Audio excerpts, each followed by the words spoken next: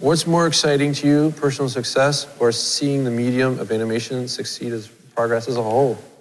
I even wrote, damn, this is a hard one. Because like I said earlier, when we bond together as artists, we all succeed. So when we work together, we'll personally succeed and the field will also succeed too, because we have a voice and we push that voice forward. And you also asked, to what extent is collaboration important to your career? I wrote down this real quickly. This is off my head. That we have one creator, he's the creator, writer, producer. We have 5 to 6 executives who look over our scripts, boards, and animatics with us. We have a head of story, 4 writers, 4 regularly used voice actors in addition to any special people. We have 1 art director, 2 episode directors, 2 to 3 character designers, 1 specializing in just special poses, 7 storyboard artists, 2 storyboard revisionist artists, 1 that helps do character layout and key animation, 1 character layout and key artist, a BG designer, 3 to 4 BG artists, 1 prop designer, 2 color stylists, 1 cleanup artist, 1 checker, a line producer, 2 production managers, 1 production assistant, and a good secretary. So you think collaboration is a good thing to get to do? Yeah. So that's how I put it. And even this mentorship that you're going through with Ed is part of that whole idea of collaboration. So I'm curious to know, while you were here at KCAD, did you find yourself in a situation like Ed is in now? Were you able to connect with someone in the field? Yeah, there was like a kind of, in my head, we never called it this. I called it the Wolf Pack. There was just like a group of about 6 to 8 of us that we're still in contact with half of them to this day. And there were some peripheral people, but there was a group of us, we just were all each other's roommates. It's kind of like a non-sexual Melrose Place. We'd all just trade off each other's roommates and stuff like that. And it was, the youngins will never get some of these references. It's wonderful. You will not understand. Basically, we just were together all the time, and I really liked that. And I found out the biggest competition that this school has and any other film school has is CalArts. These people come out with the professors being people that were the head of animation at Disney, were head of this or head of that. They were the top people as their professors. So if anyone impresses those professors, well, guess who gets a free walk into Disney or Pixar or DreamWorks or anywhere else? Those guys. And they are the #1 competition. Those people will not admit it, but they have it a lot easier than anyone else in the film industry. They don't have a walk in the park. It's still hard work for them, and they work. But one of the things I loved about them, and luckily we were doing it here at Kendall with my friends, and I did it at UCLA, was you create just a group of people, you hang tight, and you push each other as best you can, because that's what they're doing at CalArts. Again, something these students won't understand, there's a Rocky 4, when they're doing a training montage and you see Rocky doing all this stuff in the middle of the woods, and you have Ivan, the Soviet Russian, just doing all this mechanical, technological gene doping and all that to become a better fighter, whereas Rocky's lifting logs. That's pretty much the difference between CalArts and everywhere else. They're the Russians and we're the guys doing Amish training exercises. So it's whatever I can do to pass on information to be all right, this is what you got to do to compete against them. Because I feel proud that they are 85% of the industry is CalArts graduates, and I'm able to hang with them, coming from completely not their training, and I'm able to push myself to actually beat out some of those people for those jobs. So beyond seeking out peers and forming these tight groups that you're talking about, what advice would you give current KCAD students in terms of getting themselves and their portfolios out there, of building a strong network? Well, obviously, your first network starts locally, your friends. Work with them. Whenever I still do this, whenever I hear of a job hiring and I know there's people, I try to keep in my head people that are looking. If I hear anything, I'll let them know right away. Even if I'm in between shows and I need to find food for the table, I still pass on these leads anyway, because I stick to my philosophy. When we band together, we help each other out. Because down the road, they might get the job and I don't. That sucks, but I'll find something. I've gotten by this far. And if And down the road, they might be grateful and they help me out. Or sometimes what's happened is they get the job and then later they're able to pull me on, because I sometimes do a lot of bad first impressions. I'm really bad. Sometimes just putting my best foot forward, and other people will get the work. And then, but when I get onto production, you're like, where have you been? I'm like, oh, I applied. Actually, that happened with Wander. My director does not remember I actually applied for the show, interviewed with him, and that's how bad of an interview I did. He did not remember that 8 months earlier I had actually applied for this job, failed at it miserably. It's like, okay, whatever. And I actually went over and I worked for, sorry, sound guy, you're gonna screw up, but I worked for Captain Crunch. I worked on an internet show for that. I worked on Captain Crunch for internet show. That was really fun. That was actually something on my bucket list I could take off. So that was great. Anyway, correcting the microphone. I got hired back onto Wander from a friend. They were like, we just need anybody. And I'm like, need anybody? That's how I get my women and my jobs. So that's, and I ended up just walking straight in, didn't have to apply anything. I just gave them my name and showed up for work. And that sometimes happens. I like it when you get to that level. I'm just starting to get more to that level where you have artist recommendations, and you might show them a couple of work, or they're like, oh, he worked on blah, blah, blah. Oh yeah, okay, bring him in. And you just kind of like walk from show to show without having to do much. It's a nice feeling. When you were here at KCAD, what did you have a path in mind that you wanted to take? Yeah. Or was grad school always in the plan? No, I despise the idea of grad school, actually. I was like, grad school, that's for losers that don't know how to draw. So yeah, I was like, oh, grad. I really felt like that. I was a cocky little piece of shit, and I was like, grad school, that's for if you screw up. And so I really wanted to. I couldn't afford to go to CalArts. I got into CalArts. I couldn't afford to go there. I got into here. I'm going to talk about this other thing. Kansas City, because that's where Walt himself went to, and they still had a rapport with the studio. This place at that time had a rapport with their training program. And then Ringling in Florida, I could kind of afford. I got into all four. Yay, I'm awesome. But I got a scholarship here, and I knew I wasn't going to go to college. So that was just for me to prove I could do it. And then, so I found out Sandra Ringlever, is she still teaching here? Okay, she was one that I kept in touch with them for a while, and so some of the other instructors. She gave me like one of their animation handouts that they gave. I photocopied it and just studied it, and she was helpful along the way. But about that time, Disney had cut back their training programs. They did for like about 5 to 8 years. So I was going to be stuck here, like, I can't get out to California. And being from the South, I really hated the winters here. I despised them. So I just wanted to get out as fast as I could. Not because it's not a pretty state, it's not nice people, I just hated the winters. So I just knew the only way, and I actually talked real briefly with Susan about this, the only way I knew I was going to be able to get to California and actually make it success is either if I had a job, which I wasn't getting out there, or I anchored myself to a school and used the school to get out there. Some kind of anchoring system. You just can't just show up, and Los Angeles is too expensive to just show up and be like, oh, I made it here. Let me just see if I can make it work. Yeah. Because what'll happen is, I've seen it time and time again, and I told one person I was helping for a while not to do it. Just move out. She just moved out there, just trying to make it work. She didn't have a job, and it was awful because now she's doing all these secondary jobs to help pay for rent instead of focusing on what it is she needs to do to get an animation. And so I always have a reason to be there if you're going to move there, because it's too expensive not to. Here, you could be like, oh, I'll go to Grand Rapids and I'll make it work. It's much cheaper. Money goes farther. But there, your savings goes. So you got to have a reason to be there. So I picked UCLA. I had the worst application letter ever. I said, hey, I don't even care about getting your degree. I just want to be there so I can learn from you guys, use your resources, and get in the animation field. And for some reason, they appreciated the honesty. And they're like, yeah, come on in. And I was like, great, all right, action. So now that you've been in the field for a while, what would you say is the biggest demand on a day-to-day basis that you face professionally? A lot of students will probably think it's like, what new program do I have to learn to get in? Like, it has nothing to do with programs.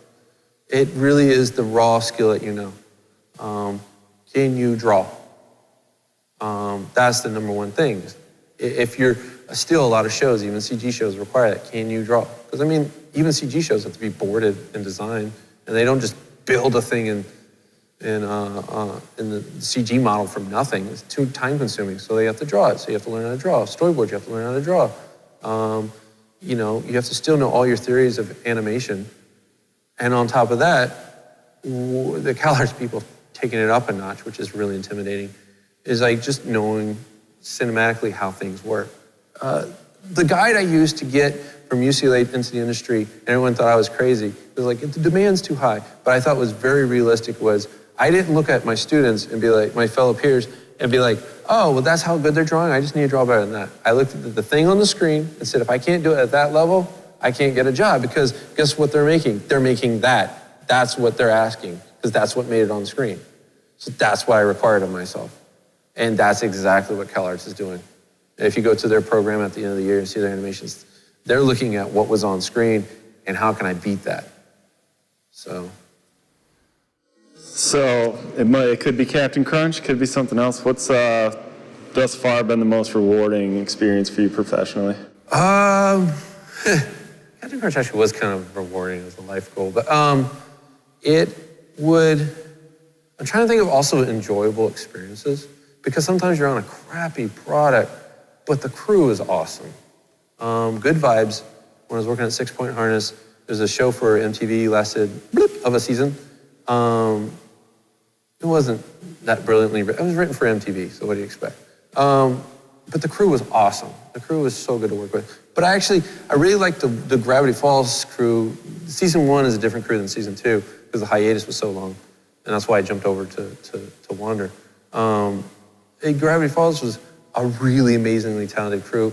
But I love the Wander people. I feel like I actually kind of found like a little bit of a home, you know? Like a lot of people I'm simpatico with, so. So you've been both a storyboard artist and a storyboard revisionist. This might just be for me. So walk me through, like, briefly, what are the differences in terms of responsibility and demands in those different positions? The storyboard artist themselves does a lot of it's like, they go in first on the boards and they get as much as they can of what the director wanted. And they try to hit everything the director wants. In addition to adding their own stuff to it, and they try to tell the story as best they can, visually. And they do a lot of the heavy lifting. Storyboard revisionist comes in afterwards, any problems the creator and director has, and luckily the director's been gracious enough to, if I have a concern, I can voice it too, and I might get to address it myself. Usually it's the director, because it's his vision for that episode, his voice. We go in and we might reboard a sequence, or just change a pose or two. Or we might just rearrange some stuff so it makes better sense. We might take out some things. It literally is like a second board artist that is totally capable as the first guy, that works as like an editor with the director. Usually the storyboard artist is off over here, just going, oh my God, I'm not gonna make these deadlines. I'm not gonna make these deadlines. And then the revisionist is like, I got some time to talk and actually see my family. Oh, here's the revisions, okay, da, da, da. You know, granted, there's, like last week was hellacious, but revisionists do have some downtime. And the reason why I like being revisionist with Wander is, I want to be on Wander. It has some of the best storyboard artists I've ever seen in the business. Like Gravity Falls and Wander have some of the best. They pulled from the best. They are amazing. Some of those people work on the Mickey Shorts and other shows too. But I'm not quite capable of handling them. I came in the industry like a B level, almost C level, and I've worked my way up to hanging with the A level people, but I'm kind of like an A minus, really kind of like a B plus. And so I'm trying to get myself up to their level. I constantly feel like I'm behind on them. And just this season, I'm starting to feel like I fit in, because you're just there, you're learning from them. I love being with the Wonder people so much, and they're so talented. So as a revisionist, I get to have times to not be freaking out making deadlines to learn. I also learn about other parts of production. Like, that was one thing I knew I was missing in my storyboard. When I was training myself to get in the industry, I realized after I started working what I was missing. So I've tailored my jobs as best I can control to fill in the gaps along the way. Storyboard revisionist and storyboard artist and animator on Wander Over Yonder over at Disney. I live in San Fernando Valley, and I've been mentoring Ed here for about 1.5 years here in Michigan. Hey, I'm Ed. I'm a I'm a tutor at the Digital Learning Center, and I am a student with digital media with a focus in animation. So when I was talking to Ed the other day, he was telling me about how you guys kind of started this working relationship up. Tell me a little bit about the Daily Draw, the online collaboration that you guys were both a part of, where you met online. Oh, that started with Evie Stormzand. She's an alumni now, but she was a teacher. But she started up a group where we would all get together and try to draw every single day and see how long we would last. I believe it's only Evie Stormzand and David Van Tile who are still drawing. But yeah, we started doing that. How far did you make it? We, off and on, I'll have spurts of about 15 days or so, and then I get overwhelmed with other things. Yeah. So I'm glad you remembered, because I couldn't. Yeah, I remember. I was able to.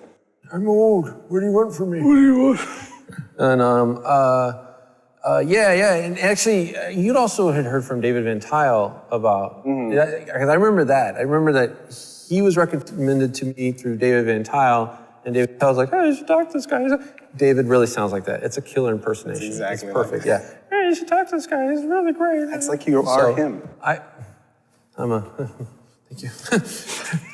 So anyway, when I was at UCLA, I used to help out a lot of students there, and because UCLA's animation workshop is a grad program, but you don't have to come in with an art background.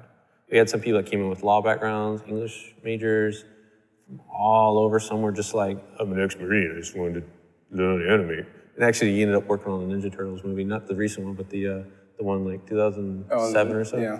And then, I would help them out a lot, because me and a few other people came from like art school backgrounds. So it'd be like, oh, we just share, that's what you do. And so I kind of learned a general way of kind of teaching people, kind of also helped pushed by my life drawing instructor. He was a guy who, I liked the way he taught, so I would try to mimic a lot of his stuff too. And I would just, we're visual people, we do visual things. So I would just take his drawings, I'd do draw-overs, I'd make sure it was clear enough to kind of read. I'd make plenty of misspelling errors to prove that I was an art major, not an English major. And I'd give it back to him, and then he could take the notes and do what he had to do with them. So. With the stuff that you were doing at UCLA, and now the stuff that you're doing with Ed and some other students along the way, having that crazy schedule that you have in your professional life and as a grad student, what was it about this activity of mentorship that made you make it a priority to fit it into your hectic schedule? What is the... Because I grew up in the 1900s, and it was an awful time to not be in California and want to go into animation, because you hear a lot of people now be like, hey, how do I get noticed by studios? Everyone sounds like David Van Tile. How do I get noticed by studios? Like, do I have to teach a millennial how to use the damn internet? Like to me, it seems like teaching Aquaman how to swim. So it's the 1900s was just an awful time to get information compared to now. And if you were not from Southern California or just California in general, it was very hard to get into the industry from such a long distance, because information was just not readily shared and available. So I hated the fact that I had to meander and kind of waste so much time to get there. It paid off, because along the way I found my wife and got my kid that way. So that was good, but I really wanted to get started sooner. So I try to do mentorships I take seriously, so that way I can try to do as best I can, just cut the crap and get them the information that they need that you just don't always get sometimes in school, or like that transition between school and work, so that way they can just get into the field faster, or at least know what to expect. So if it isn't quite what they expected or whatever, their hearts aren't crushed. They're like, oh, I knew this part would be a little prickly, and I'll get through that and it'll be good. So what is the benefit for you personally in engaging in these types of relationships? Is it that you want to see the field as a whole really develop the best you can? Do you get something professionally I do because I have to really know what I'm talking about in order to tell him or anyone else. I heard stories about the old Disney animators when they were getting close to retiring around the late 60s, early 70s, and even mid 70s and late 70s. They were just grumpy people to learn from. They would just be like, there's one drawing, one thing where now he just retired himself from the animation field. Glenn Keane, he turned in a sequence to Milt Kahl, and Milt Kahl is like known to be a grumpy man. He looked at it and very good. Trash can. All right, go redo it. And then, and that was the nice way they would tell you sucked. You know, many times they'd be yelling at you. What the hell? Did you go to art school? I thought you knew how to draw. And these were not people you wanted to really learn under because they had the same assistants for like 30 years. So you had this rapport with someone for 30 years. You didn't have to talk to them and tell them all this extra information. You just had to be like, oh, here's the scenes. You'll see the animation chart. Go for it. And you're like, yeah, yes, sir. And I went blah, blah, blah. Okay, yeah, definitely. You know, and sometimes you get that on a show with the director. You get that rapport going and you're working great and you don't have to talk as much to each other. And to have these new guys coming in, they're trying to learn the ropes. And they're very talented people, but they just didn't know how to work with these professionals who had gone. There was a huge gap between when these masters came in and when the new blood came in. There was like 40 years. So there was not much of like a new school coming in at that time. So they were just horrible people to learn from. And I learned from that just because you can do something well doesn't mean you can always turn around and teach it well, because you get so used to your internal thinking process moving so fast. Sometimes people who are great artists, they trip up on how to like explain the simplest thing, or at least get the information across simplest to someone else. And I always thought that was a priority, to be able to like repeat what it is I've learned, so that way it's not just a hard meandering path in vain. I can at least, maybe I can learn this stuff and pass it on to people, and they'll learn it faster than me, and this will be great, and it won't have such a wasted time trying to get into the field. So Ed, what's this experience been like for you thus far, trading work back and forth with James? Oh, super valuable. I mean, the critiques and stuff that James gives me, it's a lot of stuff I don't get from, things. He's able to give me a lot of brutal honesty, and I'm able to go through stuff and break it up and recreate it, and then send it to him again, and he can give me more brutal honesty, and I can just really make things look better. Yeah, on that note about honesty, in both of your minds, what makes for a really good critique? There's a little leeway that I give when I talk to students, but I try to just hold on to the same standards of what was asked of me when I first started in the industry. And as long as I hold to that, I can be, that's my honesty level. Like when I first started, I came out of UCLA and I got into Nickelodeon. I was doing boards. It wasn't that artistically challenging of a show, but it was, time-wise, it was super demanding. Like you had to just bump up your professional game in terms of time management super fast. And one of the board artists that came in, he started the business the same time as me. He actually literally had pulled parts of his hair out at one point. It was so stressful. We were doing it so fast, and they just didn't put any money in that show. But it was a great experience. And I learned a lot about what I didn't know then. And so, again, I always like to pass on the savings to anyone else. Yeah, the savings.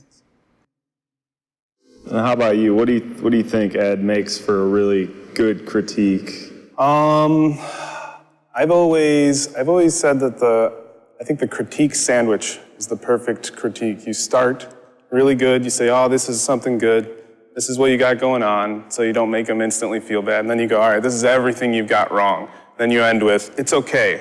You can do this. You still got these things going for you. That really is how I do it, don't I? It's the critique sandwich.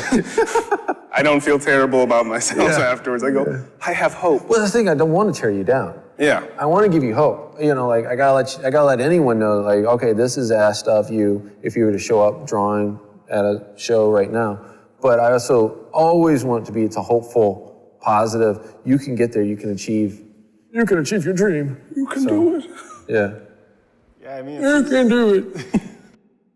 it seems to me like a big part of this exercise is really tapping into this larger idea that to be successful in a lot of fields, but specifically this field, it takes an extreme amount of dedication to not only completing the work that you have before you, but dedication to like seeing every day as an opportunity for constant improvement, you know. And no matter if you guys are just trading, you know, sketches that you're doing on the side, or if you're trading work that you're actually completing for a client or for a class, it's really the same thing. It's always trying to push yourself and make yourself better with every day. Would you agree with that? I got into this field because actually I was torn between illustration and animation, but I always did want to do animation more.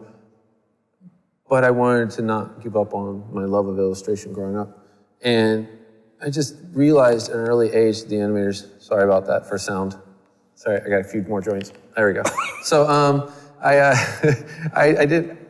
realized that the people in animation, not just animators, but every facet of animation, because they're doing the work so much, so often, they are just a high caliber of artists. And these artists actually end up being some of the illustrators that I grew up with and why I liked illustration. Like, you know, you had Mary Blair, she also did kids' books. You had Gustav Tengren, he did designs for Disney. He ended up doing also like the Roly-Poly Puppy and the you know, scrawny, whatever the damn thing line is, the saggy baggy elephant, all these. A lot of these illustrators were also in animation too. And I realized that, man, these guys are really good. I wanted to learn from them. So being in animation also allows me, if I didn't have to pay bills, I honestly would just like, I'd just be like a roaming samurai. I would just be like, no, I learned through knowledge. That is my payment.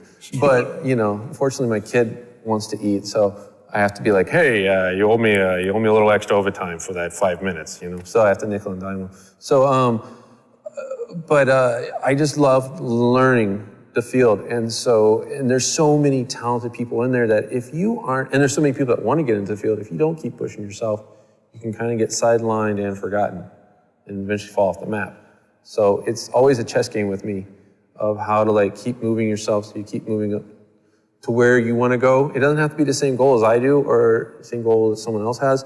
Whatever your goal is, you do what you want and you feel comfortable with and what you need. And at the same time, make sure you always stay kind of like near the center of where things are happening as best as possible. So, how's that sentiment rubbed off on you, Ed? Like, how is that dedication and work ethic transferred to you through this relationship? As a student? Well, I mean, pretty much what I said before, just the dedication is able to transfer over to me because you're able to spend so much time with me and help me and give me I shame him into honesty. working. You shame me into working, sending me messages. Are you doing anything yet? Hey, come on, man. Do your work. Plus I rolled an 18 against that goblin. Well, actually, what I always felt is you always ended up spending so much time on my stuff, and you'd send it to me, and I go, James spent so much time on this, I don't do anything. He wasted his time. That's wasted. Yeah, oh, that's good. It's your wasted time, so I'd have to go in and be like, I gotta get all this stuff done so I can show him next week. It's like Catholic Jewish mom guilt. It is. How did I learn that?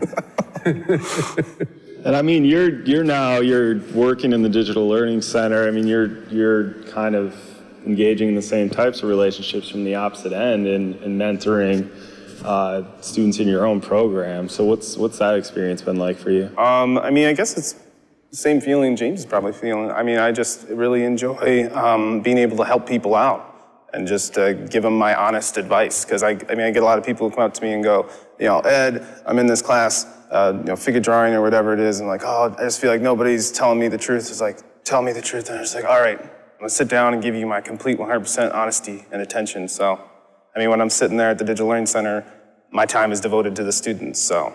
Yeah, when we share, we grow. Yeah. You know, it's there's a documentary out, I don't know if anyone saw it, called Frank and Ollie, about Frank Thomas and Ollie Johnston. They were two animators of Disney's favorite 9 old men, his 9 elite artists. Some of these artists helped design Disneyland. Some of these artists helped do basically every part of the company. Some of them were directors, art directors, some were animators, stuff like that. These were his 9 most dependable, trusted, high-quality people. Frank Thomas and Ollie Johnston were 2 of those people from that. They went to college they were roommates in college. They moved into houses right next to each other. And they shared a whole life next to each other. And I think Glenn Keane said, he's a very religious person, so he used a biblical thing, but it's a great line. You know, like stone shapes iron. And that's how they were with each other. They carved each other into being sharper and sharper artists that way. And you can't make great art in a vacuum. I mean, maybe you can for a period of time, but you need to constantly pull in great ideas, so you've got to keep constantly pulling stuff, sorry about that, pulling in more ideas, and you got to get more people looking at things. That's why I like animation, because I like being left to draw, but when we're done with, sorry about the expletives, but when we're done drawing, or we just need to blow off some steam, we'll get together and we'll hang out. And that, you learn a lot in those like little breaks at lunch, or like just like sitting there drawing dirty drawings or just goofy drawings of the characters. Like it was just, and I've learned a lot from one of the directors and one of the board artists about storyboarding just in the past year from them. Just from that little breaks. The more we stick together, the stronger we are as artists. So, describe for me a typical interaction between you two guys, on a project. Is it Ed sending work to James? Do you give him assignments? How's a typical interaction work? Well, there was one time I made you carry that hot boiling pot with your forearms. One Scar giving him the tiger, one Scar giving him the dragon, like Kung Fu. I had to carry it over 10 feet. And then I was ready. Usually I just end up sending you something. And I just say, hey, James, what is this? You want to give me some honesty on this when you get time? And then you usually send it back to me. And that part's pretty standard. It's just like this, fix this. We'll talk about it for a while. I take his images. I just put like a little bit of a white so you can read what I'm going to write. And I draw on top.